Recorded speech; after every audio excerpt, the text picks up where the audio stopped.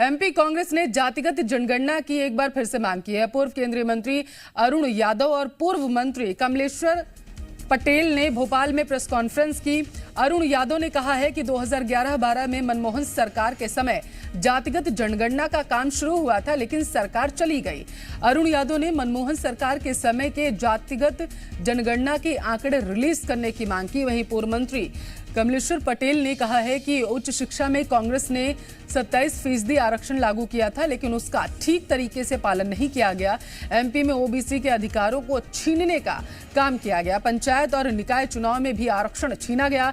सरकार ने कोर्ट में ठीक से पैरवी नहीं की। कमलेश्वर पटेल ने ट्रांसजेंडर के लिए अलग से कैटेगरी की व्यवस्था करने की भी मांग की।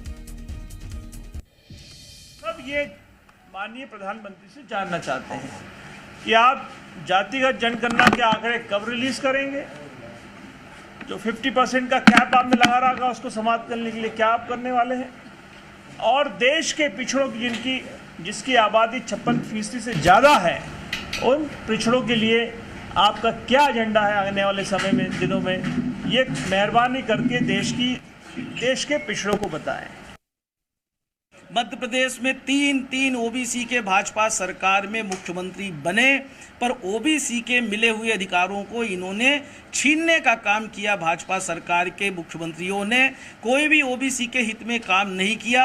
देखते देखते पंचायती राज का जो निकाय चुनाव का जो आरक्षण था, चाहे वो पंचायत चुनाव का चाहे निकाय चुनाव का जो आरक्षण था ओबीसी का, इन्होंने छीनने का काम किया।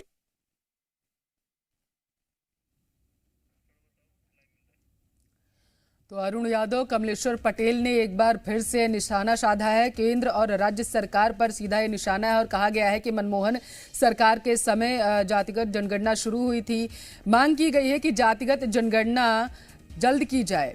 और इस मामले पर ज्यादा जानकारी के साथ जी मीडिया संवाददाता भोपाल से आकाश द्विवेदी जुड़ चुके हैं लाइव। आकाश, कांग्रेस से लेकर के तमाम विपक्षी पार्टियां एक बार फिर से मुखर हो चुकी हैं और मांग कर रही हैं कि जातिगत जनगणना कराई जाए। अगर चुनावी साल है, क्योंकि अगर इस लिहाज से देखें तो कितना महत्वपूर्ण?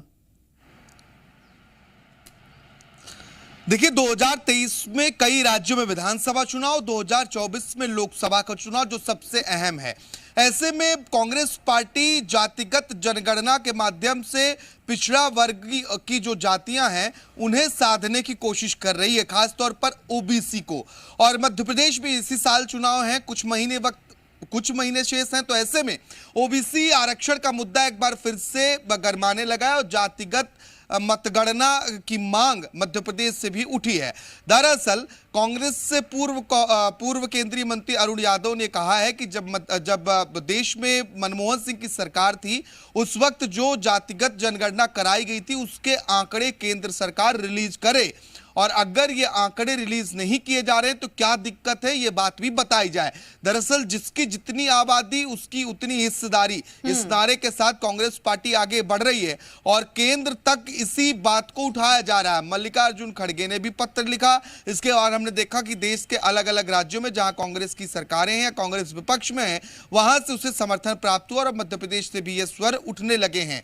कांग्रेस पार्टी ने केंद्र से ये पूछा है कि उन्होंने पिछले 9 सालों में, जब से मोदी की सरकार है केंद्र में, तब से पिछड़ा वर्ग की जातियों के लिए क्या किया गया, इस बात की जानकारी जनता को रखें। और इसके साथ ही ये पूरा अधिकार है कि किसकी कितनी आबादी है, ये सभी को पता होना चाहिए। और इसीलिए लगातार इस तरह की मांग उठाई जा रही कि जातिगत जनगणना कराई जाए, या फिर जो जनगणना कांग्रेस की मनमोहन सरकार के दौरान हुए थे उसके आंकड़े को रिलीज किया जाए। ओबीसी विरोधी बीजेपी को बताने की कोशिश कांग्रेस पार्टी की ओर से की जा रही है। मध्य प्रदेश के सियासी मायने अगर हम देखें पल्लवी, तो मध्य प्रदेश में 50% से ज्यादा ओबीसी की आबादी है और ओबीसी आरक्षण का मुद्दा मध्य प्रदेश में हमेशा से ही सियासत का केंद्र रहा है। 27% ओबीसी आरक्षण को लेकर लगातार सियासी घमासान एमपी में देखने को मिला है। और आज की जो प्रेस कॉन्फ्रेंस हुई है, इसमें भी उच्च शिक्षा में 27% आरक्षण ठीक तरीके से न देने का आरोप भी कांग्रेस पार्टी ने बीजेपी लगाया गया है कांग्रेस की तरफ से। बिल्कुल आकाश, बहुत बहुत शुक्रिया आकाश, आपका तमाम जानकारी हम तक पहुंचाने के लिए।